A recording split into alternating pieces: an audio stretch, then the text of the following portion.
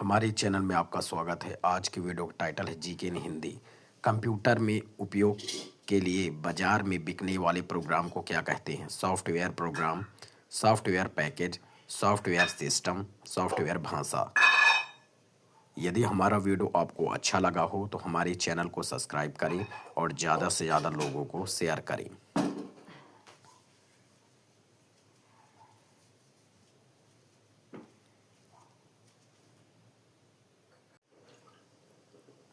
हमारे चैनल में आपका स्वागत है। आज की वीडियो का टाइटल है जीके इन हिंदी।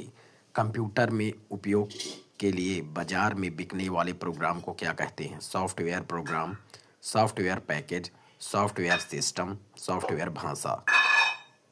यदि हमारा वीडियो आपको अच्छा लगा हो तो हमारे चैनल को सब्सक्राइब करें और ज़्यादा से ज़्यादा लोगों को शेयर करें।